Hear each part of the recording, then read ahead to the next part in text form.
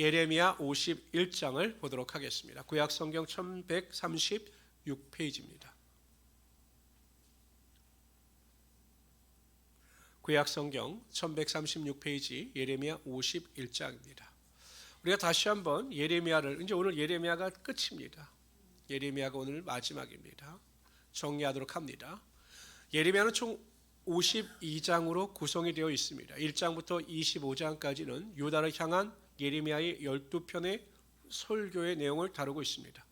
26장부터 45장까지는 유다를 향한 예레미야의 전기적 예언, 그러니까 일상생활 가운데 일어나는 하나님의 메시지와 또한 여러 가지 사건을 통한 하나님의 뜻을 백성들에게 선포하고 있는 것입니다. 그리고 46장에서 오늘 우리가 살펴볼 51장까지는 남유다를 향한 하나님의 심판과 예언이 아니라 이방과 열방, 즉 남유다의 주변에 살고 있던 열방 국가 10개 민족입니다에 대한 하나님의 예언이 나타나고 있습니다. 50장과 51장은 이 바벨론에 대한 예언이 가장 많이 나타나고 있습니다. 52장은 부록과 같습니다. 바룩에 의해서 기록된 것이고 역사적 사실을 다시 한번 기록하면서 이스라엘 백성들에게 참된 소망을 다시 한번 강조하기 위해서 52장을 기록하고 있습니다. 51장은 제가 말씀드렸듯이 50장과 51장은 바벨론 심판에 대한 메시지입니다. 그렇기 때문에 계속 반복되어지는 내용이 나오는데 오늘은 우리가 51장 중에서 먼저 5절, 6절 우리 다 같이 한 목소리 읽읍시다. 5절, 6절 있습니다. 시작. 이스라엘과 유다가 이스라엘의 거룩하신 이를 거역함으로 죄가가 땅에 가득하나 그의 하나님 만군의 여호와께서 버림받은 호라비는 6절 시작. 바벨론 가운데 도망하여 나와서 각기 생명을 구원하고 그의 죄악으로 말미암아 끊어짐을 보지 말지어다. 이는 여호와의 보복의 때에 그에게 보복하시리라. 10절 있습니다. 시작. 여호와께서 우리의 공의를 드러내셨으니 오라 시온에서 우리 하나님 여호와의 일을 선포하자. 이 핵심절인데 5절에 보면 그의 하나님 만군의 여호와에게 버림받은 호라비는 아니니라 이렇게 표현하고 있습니다. 왜 호랍이라고 그러셨을까요? 이게 보통 해석을 보면 히브리어 원의 정확한 뜻은 버림받은 자 혹은 호랍이가 아니라 정확하게 해석하면 과부입니다. 과부. 성경을 번역하는 분들이 호랍이가 더 불쌍해 보였는지 호랍이라고 번역을 하는데 정확한 번역은 오히려 과부에 더 가까운 해석입니다. 왜냐하면 보통 이스라엘 민족이나 우리를 표현할 때 예수님은 하나님은 신랑, 이스라엘 백성들은 신부 이렇게 이야기하죠. 호세아 선지자에도 보면 고멜이라고 하는 여인을 통해서 상징적 행위를 하는데 이스라엘 백성들이 영적 간음에 빠질 것을 이 고멜이라고 하는 여인을 통해서 나타내 보이는 것입니다. 그래서 정확한 해석은 하나님께서 이스라엘 백성들에게 심판을 임하나 과부와 같이 그들을 버려두시지 아니하겠다라고 약속하고 계시는 것입니다. 아무리 자녀가 속을 썩여도 자녀를 버리는 부모는 요즘엔 있더라고요. 요즘엔 있어요. 근데 거의 없어요. 그런데 하나님도 마찬가지인 것입니다. 아무리 이스라엘 백성들이 속을 썩이고 죄악 가운데 있다 할지라도 하나님께서는 이스라엘 민족을 택하셨고 다윗을 통해서 약속하셨기 때문에 그들을 향한 하나님의 사랑은 절대 포기하지 않으신다라는 것입니다. 그들에게 심판의 매를 드셔서 포로가 되게 하셨지만 그들을 회복해 하시고 그들을 홀로 두지 아니하심으로 하나님께서 그들을 통한 하나님의 회복의 은혜와 능력이 반드시 나타나게 하여 주시겠다라고 말씀하고 있는 것입니다. 성도 여러분, 아무리 우리가 힘들고 어려워요. 그래서 내가 느끼기엔 정말 하나님께서 나와 함께 하시지 않는 것 같고 하나님께서 나를 도와주시지 않는 것 같지만 여전히 하나님께서는 우리와 함께 하시며 나를 사랑하시고 나를 도와주시기 위하여 항상 우리 곁에 있으시다는 사실을 잊지 말아야 한다는 것입니다. 그럴 때 우리가 어떠한 상황 가운데서도 모든 것을 넉넉히 이기며 살아갈 수 있게 된다는 거죠. 아이들이 어렸을 때 아이들이 어떻게 자라느냐에 따라서 컸을 때 성인으로 성장했을 때 이 문제 해결의 능력이 다르다고 합니다. 어렸을 때 부모의 사랑을 듬뿍 받고 부모가 나를 정말로 사랑하는구나라는 이 자아 정체성 가운데 자란 아이들은요, 이 자존감이 굉장히 높아서 성인이 되었을 때 문제를 해결할 때도 그 문제를 쉽게 해결한다는 것입니다. 이제 어렸을 때부터 부모의 사랑을 제대로 느끼지 못하고 자란 자녀들은 뭔가 불안하고 자신감이 없으며 문제 해결의 능력이 없다라는 것이에요. 여러분 기억하세요. 하나님은 내가 어떠한 상황 가운데 있다 할지라도 여전히 나를 사랑하시고 하나님의 사랑이 나를 붙잡고 계심을 믿으시기를 바랍니다. 그러면 우리가 항상 평안과 담대함 가운데 모든 것을 넉넉히 이기며 살아갈 수 있게 된다는 것입니다. 6절과 10절에서는 심판받는 바벨론에서 이스라엘 백성들에게 속히 빠져나올 것을 선포하고 있는 내용입니다. 근데 여러분 이게 쉬운 일은 아니에요. 왜냐하면 여러분 70년 동안 바벨론에서 이주하여 살면 한 2세대 정도가 시간이 흐르니 그 바벨론 이방 땅에서 어느 정도 정착이 돼서 모든 생활 기반이 안정적이지 않습니까? 근데 그것을 또 포기하고 아무것도 없는 폐허와 같은 유다 땅으로 돌아온다라고 하는 것은 그리 쉬운 일은 아닐 겁니다. 그것을 아시고 이 예레미야를 통해서 아직 하나님의 심판이 나타나지 않았지만 그때를 바라보면서 속히 바벨론이 심판받을 때 유다 땅으로 돌아와야 한다라고 강조하고 있는 것입니다. 우리가 아무리 어렵고 힘든 결정이라 할지라도 그게 하나님의 뜻이라면 우리는 그 어렵고 힘든 결정을 반드시 해야 하는 것입니다. 이제 어떤 사람이 공중에서 일을 하다가 높은 곳에서 일을 하다가 떨어졌어요.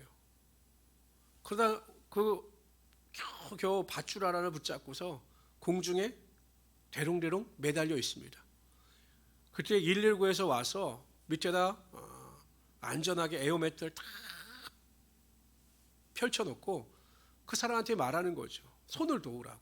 손을 놓으면 안전하게 당신이 살 수 있다고. 근데 이 사람이 너무 겁이 나서 그것을 놓지 못해요. 그럼 그 사람은 하루 종일 그걸 붙잡고 매달려 있어야 하는 거죠. 놓기만 하면 모든 것이 안전이고 생명이 보장되는데 자신의 생각대로 위험하다고 생각하여 그것을 놓지 못하면 계속 그 고통을 당해야만 하는 것입니다. 우리가 생각하기엔 내가 처한 환경의 결단이 내 생각과 판단이 옳은 것 같지만 오히려 내 생각과 판단을 내려놓고 하나님의 뜻에 순종할 때 하나님께서 오히려 삶에 우리에게 큰 축복과 은혜와 능력이 반드시 나타나게 하여 주십니다. 아브라함을 보세요. 75세 하나님께서 나타나셔서 네 친척 본토 아비 집을 떠나 내가 내게 지시할 땅으로 가라 말씀하셔요. 어디로 가라 말씀도 안 하셨어요. 무작정 떠나라 라고 말씀하셨어요. 한 75년 동안 살아온 그 땅입니다. 그것을 떠나는 게 쉬웠겠습니까? 그런데 여러분 생각해 보세요. 아브라함이 모든 것을 내려놓고 하나님의 말씀에 순종하여 나갈 때 비로소 그때 하나님께서 말씀으로 그의 삶을 인도하셨고 궁극적으로 그를 복의 근원으로 세워주시며 또한 택함받은 선민의 조상으로 세워주심으로 하나님의 영광과 축복이 아브라함의 삶 가운데 나타나게 하여 주셨던 것입니다. 만약에 아브라함이 갈대아우를 떠나지 아니하였더라면 어땠을까요? 그냥 평범한 노인으로서 삶을 마감하고 말았을 것입니다. 그러나 모든 것을 포기하고 하나님의 명령에 순종하여 떠났을 때 하나님께서 그에게 복을 더하여 주시고 놀라운 축복의 능력이 임하게 하여 주셨던 것입니다. 이게 맞는 걸까? 아무리 어렵고 힘든 결정이라도 할지라도 충분히 우리가 믿음으로 기도하여 하나님께서 우리의 마음 가운데 믿음을 주실 때 어려운 결정도 하나님의 뜻대로 선택하며 나아갈 수 있는 우리 성도들이 되시기를 주님의 이름으로 축원합니다. 반대로 여러분 룻의 아내를 보세요. 룻도 참 미련한 사람이죠. 성경에 읽다 보면 천사가 와서 빨리 떠나라. 성에서 나와서 저 산 꼭대기로 올라가라 라고 이야기하니까 룻이 막 또 엄살을 부립니다. 내가 뛰어가기 전에 막 심판이 임하면 나도 죽을 텐데 나 안 된다. 그럼 어떡하냐? 저기 자기 소알이라고 하는 성으로 우리를 옮겨 달라. 이왕에 또 주의 천사가 소알 성으로 옮겨줍니다. 근데 경고한 게 있어요. 뒤를 돌아보지 말라. 소돔과 고모라에 대한 미련을 두지 말라. 분명히 이야기했습니다. 소알성에 갔으면 생명을 보존하는 것으로 감사하고 하나님께 영광을 돌려야 하는데 롯의 아내는 어땠습니까? 뒤를 돌아보다 뭐가 됐습니까? 가보세요. 지금 사회 가면요 소금 기둥 그 롯의 아내의 그 모습이 나타나고 있어요.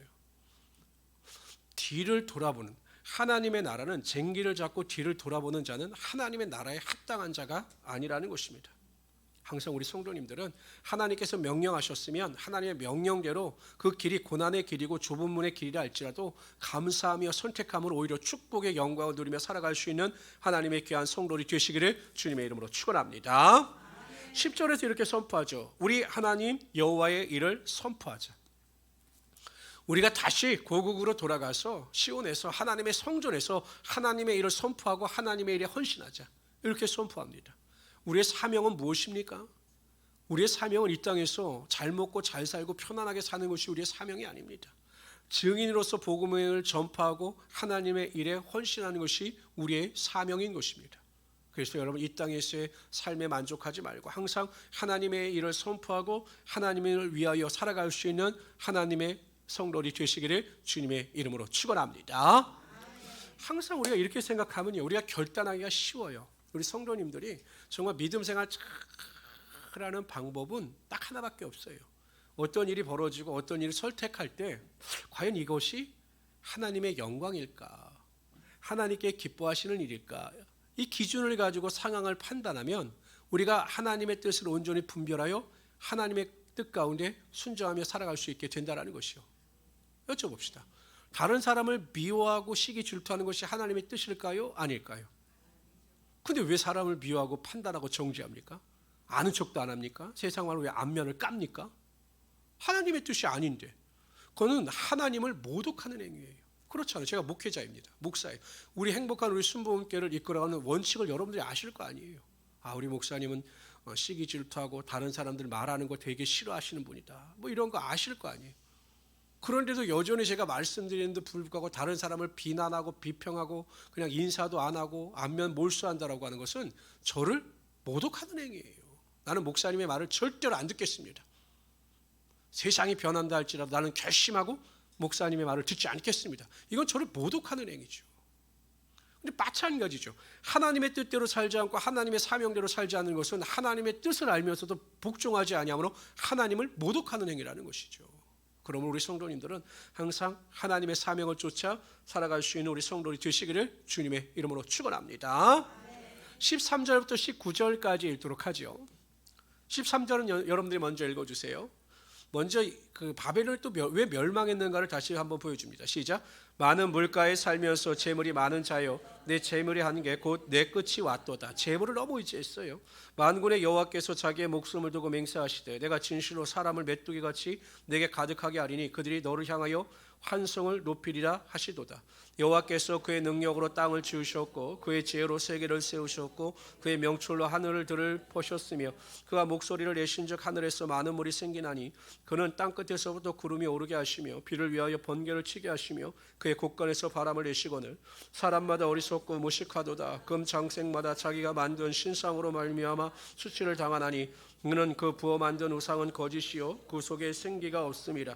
그것들은 헛된 것이요 조롱거리니 징별하시는 때 멸망할 것이나 야곱의 분깃은 그와 같이 아니하시니 그는 만물을 지으신 분이요 이스라엘은 그의 소유인 지파라. 그의 이름은 만군의 여호와시니라.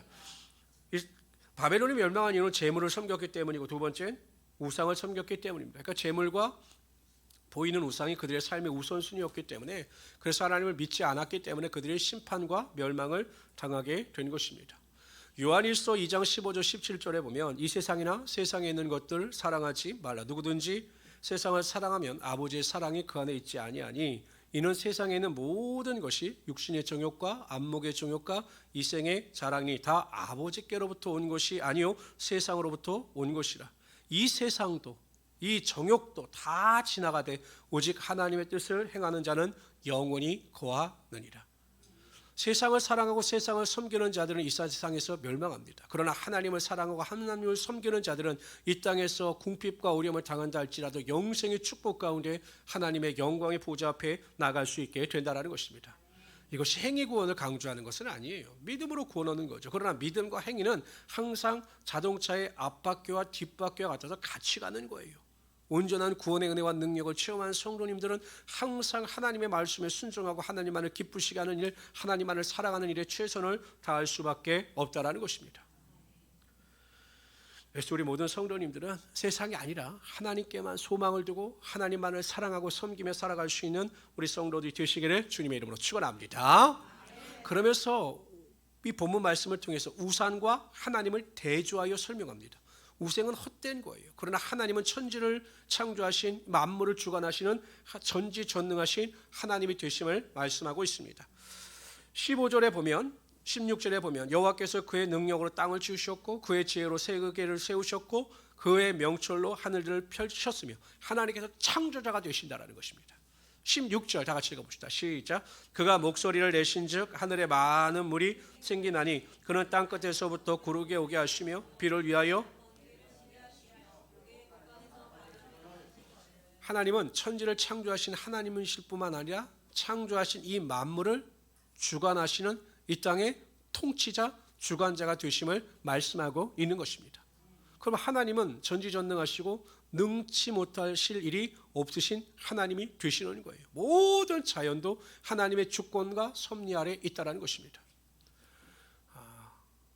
한 시골 마을에 너무 심한 가뭄이 들어서 비가 내리지 않자 대부분이 그 성도들이 농사짓는 분들이었기 때문에 교회가 합심하여 하나님께 대하여 믿음으로 기도하자. 그래서 작정 기도회를 시작했습니다.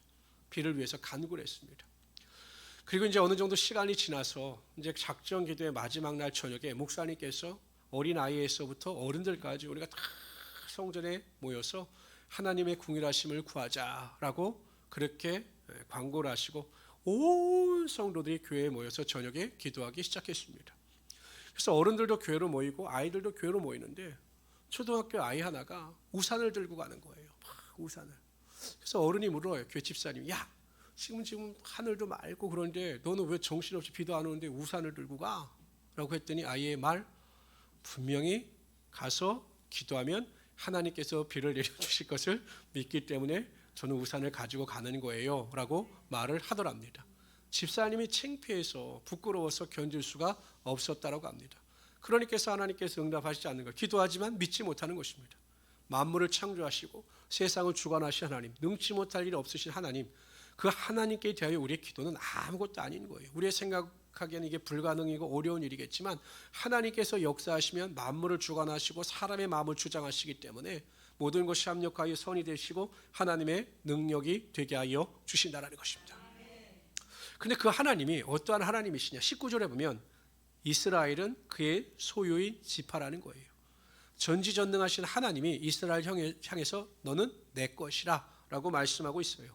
이사야 49장 16절에 보면 이런 말씀이 있습니다. 다 같이 읽어봅시다. 시작. 내가 너를 내 손바닥에 새겼고 너의 성벽이 항상 내 앞에 있나니.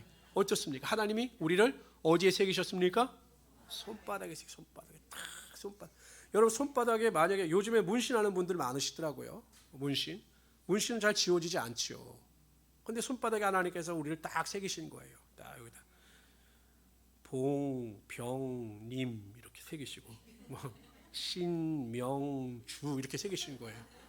딱 우리 새기고 계시는 거예요. 그럼 여러분 이게 어떻게 지워지겠습니까? 지워지지 않아요.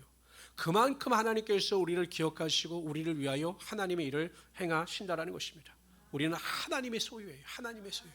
제가 주일날도 말씀드렸잖아요. 우리 아이들이 가끔은 뭐를 사달라 이야기를 합니다. 그럼 제가 이야기해요. 참 뻔뻔하다. 도대체 너희가 나에게 해준 게 뭐가 있는데 나한테 그렇게 뻔뻔하게 요구해? 라고 이야기하면 딱 한마디면 끝이 납니다. 낳잖아. 엄마 아빠가 우리를 낳잖아. 이게 뭡니까? 책임지라는 거예요. 우리가 하나님 앞에서도 그런 믿음이 있어요. 우리가 하나님의 소유이기 때문에 하나님께서 우리를 절대 고아와 가부처럼 버려두지 아니하셔요. 우리를 지키고 부하시며 필요를 채워주시고 우리의 삶에 하나님의 사랑과 축복이 반드시 나타나게 하여 주신다는 것입니다. 그것을 꼭 믿으시기를 바랍니다. 34절 35절을 읽어보도록 하죠. 여기는 이스라엘 민족의 탄식이에요. 탄식. 바벨론으로부터 당하는 고통에 대한 이스라엘 민족의 탄식입니다. 다 같이 읽어봅시다. 시작. 바벨론의 느부갓네살 왕이 나를 먹으며 나를 멸하며 나를 빈 그릇이 되게 하며 큰 뱀같이 나를 삼키며 나의 좋은 음식으로 그 배를 채우고 나를 쫓아내었으니 이렇게 나를 우리 이스라엘 민족을 괴롭혔다는 게 이스라엘 민족이 탄식하는 것입니다. 35절 시작. 내가 받은 폭행과 내 육체에 대한 학대가 바벨론에 돌아가기를 원한다고 시온 주민이 말할 것이요 내 피 흘린 죄가 갈대아 주민에게 돌아가기를 원한다고 예루살렘이 말하리라. 그들의 고통과 그들의 아픔이 반드시 바벨론에게 돌아가기를 그들이 소원한다라는 것입니다. 이스라엘 백성의 탄식이에요. 그런데 하나님께서 이스라엘 백성들의 탄식을 들으시고 바벨론을 심판하신 거예요. 이 바벨론은 하나님의 도구로 쓰임받은 것입니다. 그런데 적당히 있어야 되는데 너무 다른 민족을 하나님께서 허락하신 고난 밖으로 폭정으로 괴롭히니 하나님께서 바벨론을 심판하시는 것입니다. 출애굽기 2장 23절에 보면 여러 해 후에 애굽 왕은 죽었고 이스라엘 자손은 곤욕으로 인하여 탄식하며 부르짖으니 그 곤욕으로 인하여 부르짖는 소리가 하나님께 상달된지라. 하나님께서는요 이스라엘 백성들이 그 고통 가운데 신음하며 부르짖을 때 그 기도를 들으시고 그들에게 출애굽의 축복을 허락하여 주셨던 것입니다. 어느 권사님의 간증을 제가 들었는데요, 라디오에서 운전을 하면서 이 권사님이 40대 초반에 남편이 암으로 소천을 했습니다. 그런데 이분은 전업주부인지라 전혀 경제적인 활동을 해본 적이 없어요. 그리고 남편과의 금술이 워낙 좋았기 때문에 3일 동안 초상을 치르고 나서 집에 왔는데 그 밀려드는 슬픔과 절망감으로 그냥 어떻게 기도할 힘조차 없더라는 것입니다. 정말 내가 믿음이 좋고 신앙생활 열심히 한다고 생각했는데 집에 돌아와서 혼자 가만히 남편 없는 안방에 앉아 있는데 그 세상 가운데 있는 그 모든 절망과 슬픔과 낙심이 밀려오기 시작하더라는 거예요. 그래서 며칠 동안 그냥 침대에 누워만 있고 아무 일도 하지 못했습니다. 그러다 이러면 안 되겠다 싶어서 앉아서 기도를 하는데 기도의 줄이 잡히지 않는 거예요. 기도의 줄이. 그래서 그냥 계속 1시간 내내 그냥 주여, 주여, 너무 가슴이 아프니까요. 주여, 주여만 계속 반복을 하셨다고 합니다. 근데 어느 순간부터 하나님께서 그 권사님의 앞길을 다 열어주시는 거예요. 직장도 허락하여 주시고 모든 것을 다 예비하여 주시고 또한 슬픔을 이길 수 있는 평안도 허락하여 주시더라는 것입니다. 권사님이 간증하시더라고요. 내가 하나님 앞에 화려한 언어를 사용하여 기도한 것도 아니고 많은 단어를 사용하여 기도한 것도 아니고 단지 마음이 너무 무겁고 슬퍼서 하나님만을 조용히 읊조리며 주여 주여 반복해서 기도했는데 하나님께서 나의 신음 가운데 응답하여 주셔서 슬픔을 이기게 하시고 나의 앞길을 축복하여 주셨다라고 하는 간증을 하였습니다. 하나님은 이러한 하나님이신 거예요. 성경 분명히 말씀하셔요. 하나님은 우리에게 있어야 할 것이 무엇인지를 분명히 아셔요. 그러나 우리가 기도할 때까지 기다리십니다. 그래서 우리가 작은 신음 가운데 탄식하는 그 탄식을 들으시고 우리의 필요가 무엇인가를 아시며 우리의 삶 가운데 하나님의 필요가 반드시 나타나게 하여 주시는 것입니다. 로마서 8장 26절 27절을 읽어봅시다. 시작. 이와 같이 성령도 우리 연약함을 도우시나니 우리가 마땅히 기도할 바를 알지 못하나 오직 성령이 말할 수 없는 탄식으로 우리를 위하여 친히 간구하시느니라. 마음을 살피시는 이가 성령의 생각을 하시나니 이는 성령이 하나님의 뜻대로 성도를 위하여 간구하심이라. 그래 우리가 하나님 앞에서 탄식하면서 주할 때 성령께서 우리를 아시는 거예요. 그래서 우리를 대신하여 말 없는 탄식으로 하나님의 뜻대로 우리를 위하여 간구하실 때 우리 기도 가운데 신음 가운데 하나님의 축복의 능력이 임하게 된다라는 것입니다. 그러니까 기도를 포기하지 마세요. 소리내어 통성으로 기도하지 못한다 할지라도 항상 속으로 탄식하며 기도할지라도 반드시 하나님은 그 기도 가운데 응답하여 주시는 하나님이 되신다라는 것입니다. 우리 59절부터 64절까지 읽어보도록 합니다. 59절 제가 읽겠습니다. 유다의 시드기야 왕 제4년에 마세아의 손자 네리아의 아들 스라야가 그 왕과 함께 바벨론으로 갈 때 선지자 예레미야가 그에게 말씀을 명령하니 스라야는 병찬 감이더라.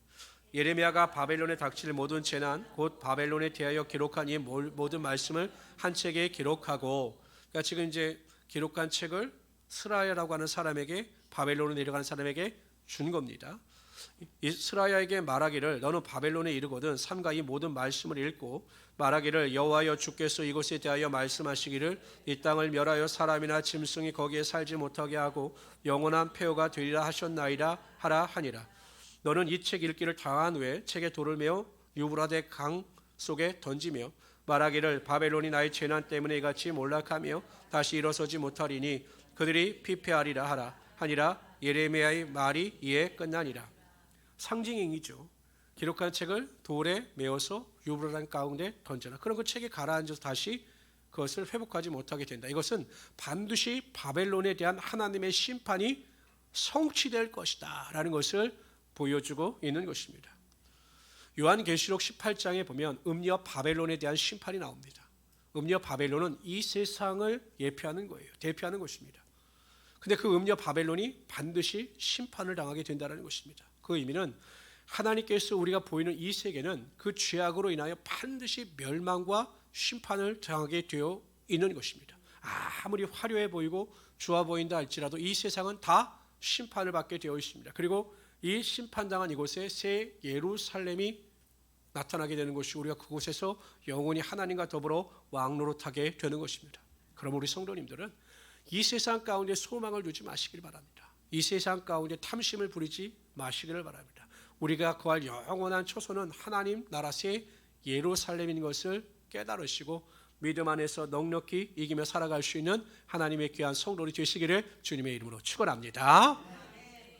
부모가 어떤 어린아이와 같이 바닷가에 놀러 가서 백사장에서 아름답게 모래로 성을 쌓았어요. 성을 쌓.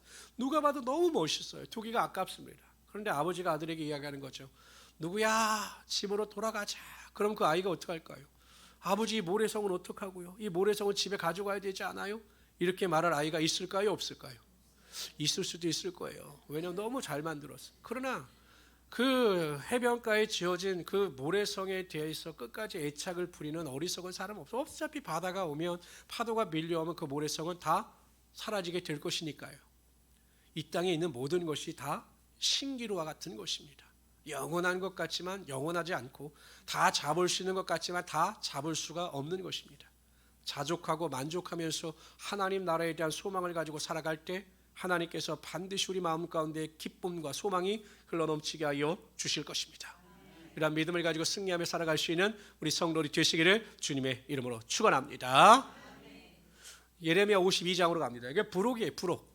보면 예레미야 39장에서 말했던 이스라엘 민족의 멸망에 대한 기록이 다시 한번 반복되어져 나타나는데, 좀 더 자세하게 설명하는 것이 좀 독특한 내용이 31절부터 34절이에요. 여기는 여호야긴 왕이 주전 597년에 바벨론의 포로로 잡혀갑니다. 그런데 그 여호야긴 왕이 주전 581년에 그 왕권이 회복되어져요. 그 내용을 다루고 있는데 왜 여기에서 여호야긴 왕에 대한 회복이 기록되었을까? 그것이 우리에게 주는 의미가 있습니다. 31절부터 34절까지 한 절씩 교독합시다. 유다왕 여호야긴이 사로잡혀 간 지 37년, 곧 바벨론 에윌 무로닥 왕의 즉위 원년 12째 달 25째 날, 그가 유다의 여호야긴 왕의 머리를 들어 주었고 감옥에서 풀어 주었더라. 그에게 친절하게 말하고 그의 자리를 그와 함께 바벨론에 있는 왕들의 자리보다 높이고 그 죄수의 의복을 갈아입혔고 그의 평생 동안 항상 왕의 앞에서 먹게 하였으며 그가 날마다 쓸 것을 바벨론의 왕에게서 받는 정량이 있었고 죽는 날까지. 왜 여호야긴 왕에 대한 이야기가 예레미야서의 마무리로 나타나고 있는가? 이 여호야긴 왕은 누구를 예표하는 것이냐면 이스라엘 백성들을 예표하는 것입니다. 여호야긴 왕을 하나님께서 높여주셨던 것처럼 이스라엘 백성들도 70년이 차면 그들을 높여주시고 회복하여 주실 것임을 여호야긴 왕의 이야기를 통해서 보여주고 있는 것이에요. 그러니까 이스라엘 백성들에게 포로로 잡혀간다 할지라도 소망을 버리지 말라라는 것입니다. 너희들은 회복된다, 높아진다 라고 하는 이 소망, 하나님께 대한 소망을 버리지 말라라는 것입니다. 로마서 15장 13절에 이렇게 말씀하셔요. 하나님은 어떤 하나님이신가? 시작. 소망의 하나님이 모든 기쁨과 평강을 믿음 안에서 너에게 충만하게 하사 성령으로 소망이 넘치게 하시기를 원하노라. 하나님은 소망의 하나님이세요. 그래서 우리가 소망의 하나님을 가까이 하면 그 소망이 우리에게 흘러 넘치게 된다는 것입니다. 그러기 위해서 우리가 무엇을 항상 사모해야 되는가? 성령 충만을 사모해야 하는 것입니다. 성령 충만을 받게 되면 내 환경이 어떠하든지 간에, 내 육체의 고통이 어떠하든지 간에 하나님이 주시는 절대 소망과 기쁨이 있게 되는 것입니다. 하나님의 약속은 무엇입니까? 결론적인 약속은 합력하여 선이 되는 것이에요. 우리가 당하는 고난과 환난이 우리를 막 죽일 것 같고 우리를 멸망시킬 것 같지만 하나님은 그 고난과 환난을 통해서 하나님의 영광으로 바꾸시는 선한 하나님이 되신다라는 것입니다. 그래서 우리가 말씀을 믿고 말씀을 읽으면 그 말씀 안에서 소망을 얻을 수 있게 되는 것입니다. 절망하고 탄식하는 것은 하나님을 믿지 못하기 때문입니다. 우리 성도님들은 항상 성령 충만하셔서 매일매일 소망과 기대 가운데 승리하며 살아갈 수 있는 하나님의 귀한 성도들이 되시기를 주님의 이름으로 축원합니다. 기도합시다.